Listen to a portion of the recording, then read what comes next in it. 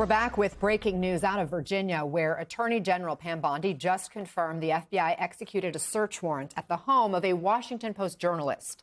Bondi says the journalist was, quote, obtaining and reporting classified and illegally leaked information from the Pentagon contractor, who she adds is currently behind bars. Hannah Natanson, who covers the federal workforce, was at her home when this search was executed. The Post says she has been part of the publication's most high-profile and sensitive coverage during the first year of the second Trump administration.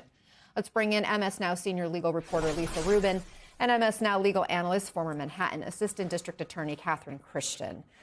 Lisa, what do you make of Bondi's comments on this investigation, this search warrant? Just how unusual is all of this? Well, it's incredibly unusual. Let's start with the fact that in April of last year, Pam Bondi rescinded a Department of Justice policy that was promulgated by then Attorney General Merrick Garland during the Biden administration. And in place of that policy, she put in a new policy to make it easier for the Department of Justice to conduct searches of journalists' home and offices when the Department of Justice is conducting a leak investigation. She essentially said that this Department of Justice would not tolerate the leaks of classified information, and therefore the standard now within the Department of Justice for when a journalist's home or office can be searched is a more lax standard than it used to be.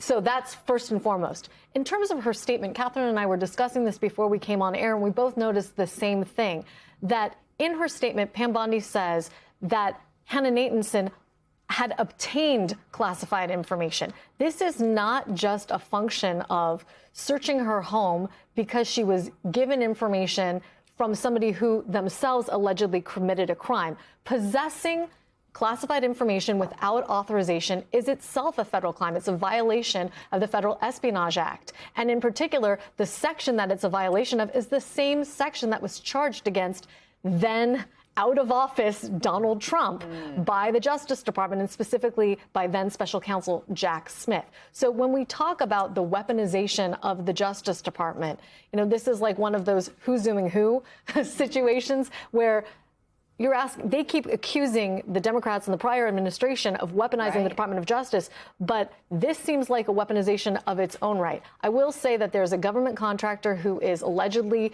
arrested right now and in federal custody. If we have the right person, and I don't want to identify him by name, the criminal complaint against that person says nothing about anyone to whom he gave or shared classified information on an unauthorized basis, let alone says anything about a Washington Post reporter.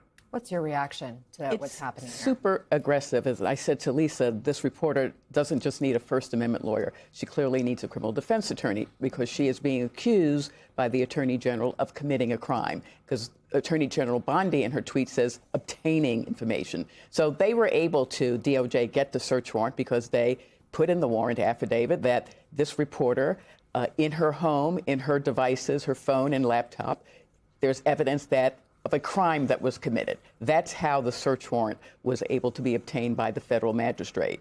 And this tweet makes it clear that she is being accused, again, it's just accused, of a crime. So First Amendment lawyer and criminal defense attorney. This reporter says a phone and a watch were seized. What does that tell you, Catherine?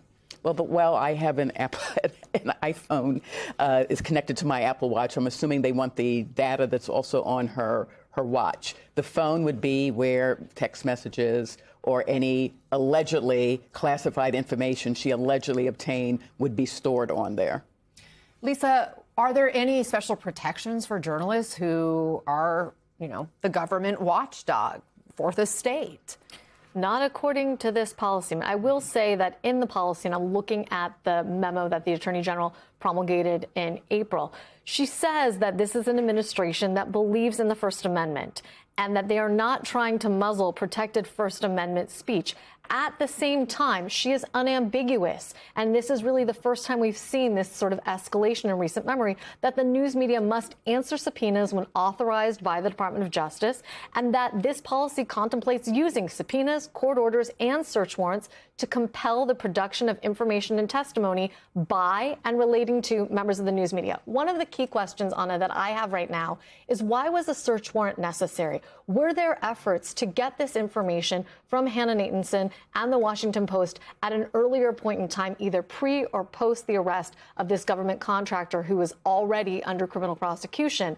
We don't know the answer to that, but if there wasn't, the very fact that they started with a search warrant as opposed to an outreach to the reporter or lawyers representing her, that to me is also part of this escalation going on here. That's not typically what would be called for. And it's not even what the policy itself calls for. It says that presumptively, members of the news media are presumptively entitled to advance notice of such investigative activities. So my question to the Department of Justice, if I had their spokespeople on the phone right now, is did the Washington Post and this reporter get this presumptive notice to which your policy says she's entitled? Catherine, quickly, if you will. I mean, we have so few details about this specific case. We haven't seen any evidence they may have when it comes to any kind of criminal investigation. But when you said, this reporter probably needs a criminal defense attorney, off the top of your head, what are the, obvious defenses here? Well, the defense is, one, obviously First Amendment, because she has a right to speak to whistleblowers and obtain their verbal information or what's happening.